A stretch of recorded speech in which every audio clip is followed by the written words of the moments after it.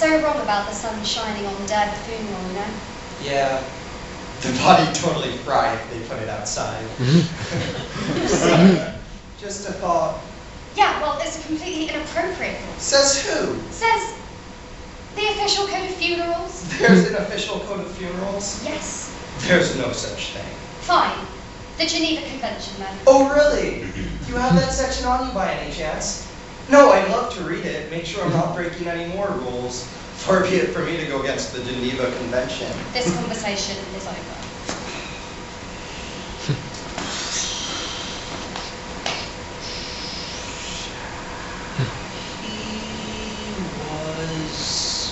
A jerk.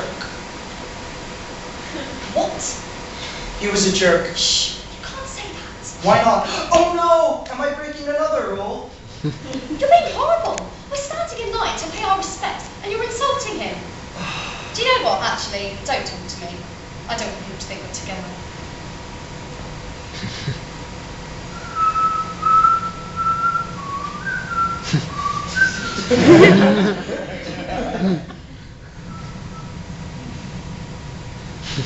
So, what respects do you have to pay anyway? What? Well, you're just so hell-bent on me being courteous in line of respect. I mean, I figured you had some sort of speech to deliver. Maybe some over-the-top crying on his chest. How do you know him anyway? Work. Uh-huh. So you know he's a jerk more than anybody. Excuse me. Oh, come on. I'm just a friend of a friend. He and I ended up at some of the same parties every other year. I don't even know how I got an invitation to this. But you had to see him on a daily basis. That means his jerkiness was part of your daily experience. He wasn't a jerk. Pretty sure lying in church is a sin. I'm not lying. And we're not in a church, we're in a funeral home. Are you always so literal? Listen, yes, we worked together. And no, I didn't enjoy it. But there's this little thing that you learn in the working world called common courtesy. And that's what I'm trying to execute here. So kindly shut your mouth and let me pay my respects. Wait, consider that courteous. What are you talking about? That whole, what are you talking about, shut your mouth thing? Yeah, not exactly smacking of common courtesy in my opinion. In fact, could even be said to be politically incorrect. Why are you here? Do you just enjoy causing a scene? I do actually. Makes the time pass more fun, more quickly, more interestingly. I mean, the first question's a little harder to answer, but I could sum it up for you in one word if you like. Please. Food. Pardon? I'm here for the food. The urge to resort to desperate measures to make you go away grows stronger by the second. You're telling me it's not good? The method's fine, Fletcher. No, the food. Seriously, families shell out for this stuff. It's like they think their relative's gonna get God to smite them if they don't have a top-notch deli spread. It just keeps getting worse. Sandwich fixing, salad, chips, and all you can eat of everything. How can you not enjoy it? Some of us are busy grieving. Yeah, but doesn't a death teach you to appreciate the simple things in life? You know, breathing, walking around, watching a sunset, enjoying a great meal at a funeral. And I appreciate it more than your average guy. I'm living paycheck to paycheck. Somebody employs you. Good Lord. Hard to believe, right? But I'm not so bad at what I do. And what do you do? I'm a writer. Oh, I've never heard of you. You don't even know my name. Well, I've never seen your picture on the back cover of a book. You remember every single author's picture you've ever seen? Fine. What do you write about then? Well, I haven't been published yet, but... I knew it! No, hey, hold up. Wait, it's not like I'm not working towards something, okay? I'm under contract. I wouldn't go around saying I'm going to be a writer if I didn't think I might actually become one day. So you sit holed away in some attic, locked away from the world, scribbling away with your fountain pen. If you wish to see it so romantically. Excuse me? I didn't mean romantically. I just meant, you know, that's how people like to romanticize the writing process. Novelists slaving away in their private sanctuary, their ideas funneling from their head onto the page in one long, uninterrupted stream of genius. It's not really like that, but it makes us seem cool, right? You know, delivering one manuscript after another, no pain, no work involved in the process. Oh, you can feel pain through that thick skull of yours. Ouch! A few more of those and I'll be the one in the coffin. Only. See, you're on a roll. Do you have a mute button? Stop it! You're just full of rules, aren't you? What are you talking about? You seem to be an expert on criminal etiquette. I'm fascinated. What a sad little life you lead.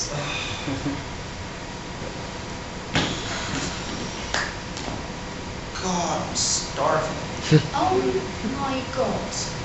What? I was busy this morning. I didn't have time for breakfast. Oh, you poor baby. I was working. Oh yes, the alleged writing career. Not alleged. I've got something good going. Interesting. Thank you.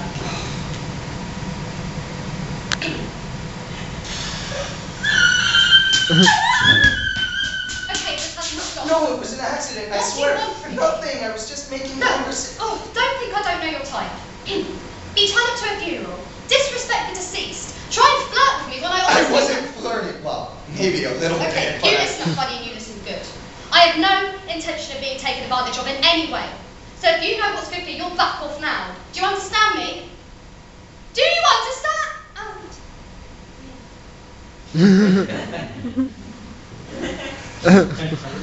I apologize.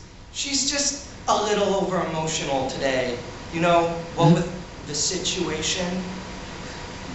We were both so shocked when we heard. It hit us both hard. As it did all of us. What are you doing? Cleaning up your mess. My mess? You're the one that started it.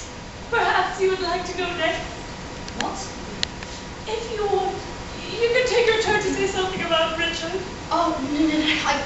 But I'll understand if it's too much for you right now. Perhaps your boyfriend could say a few words. Or you can do it together. Richard always encouraged collaboration. Go ahead, darling. I know how much you looked up to him. Give me something. What? Something to say. You're asking me? We've already discussed why I'm here. Just make something up. That I can do. Go ahead, sweetie.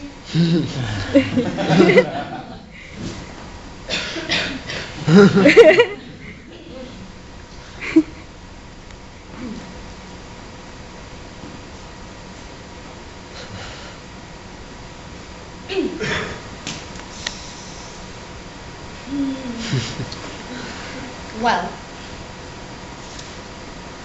I worked with Richard for 5 years.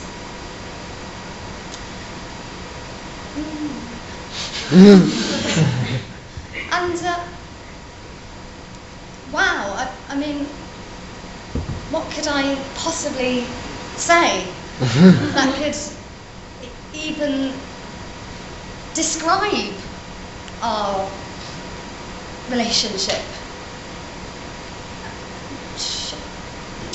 You know, every day when she came home from work, she would just rave about what an inspiration this man was to her.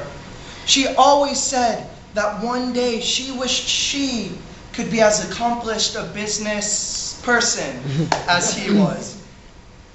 And while I didn't know dear Richard like she did, I would always say, honey, I know you would only aspire to be the equal of someone who is good and fair and kind and efficacious. And so this is our goodbye to a wonderful, magnificent, amazing man.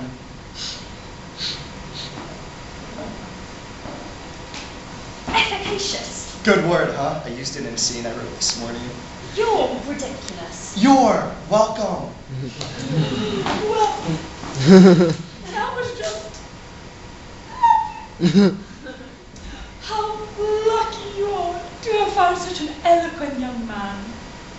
Oh, yes. He's really something else, isn't he? Well, thank you for those kind words. I hope I'll see you both at the wake afterwards. Okay, charade over. Now how's that for thanks? Look, I appreciate you getting me out of that, but it doesn't mean I've forgotten about what you said earlier. Oh, come on. Was being my fake girlfriend for a few minutes really so bad? Yes. Why can't we just be friends? What's your name? Wow. Is this how you win women's hearts? Come on, let's just sit together during the service. Why?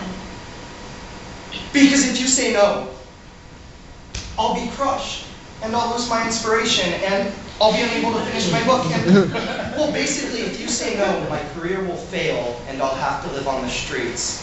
Is refusing to sit next to me really worth all of that? Well, you could always find someone else. I mean, with your charm, I'm sure you'd find someone willing to put up with you. But what would be the fun in that? We have such a connection. Well, it would save me the trouble of murdering you. I like this dress, and you getting your blood all over it would really just piss me off. Dry cleaners are expensive, you know. You have a dark mind. I like it. And the dress, by the way. Don't look at me. Hey, speaking of dark, you want to get some coffee? How is that speaking of dark?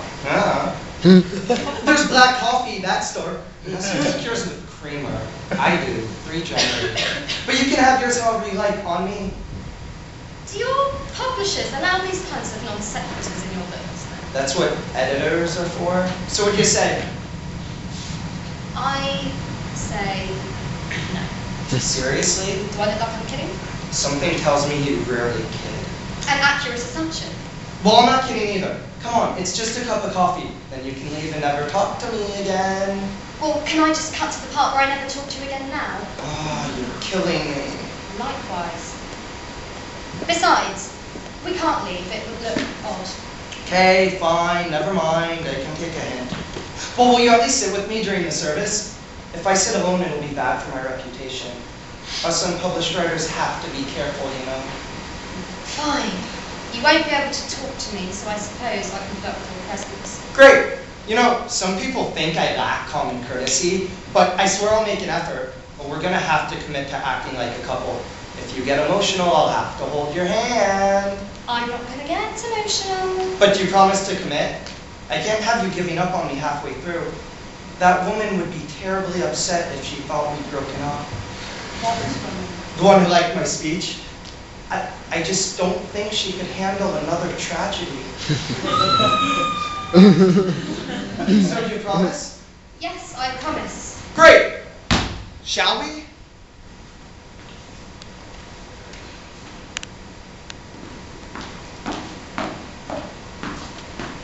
Too far. Oh.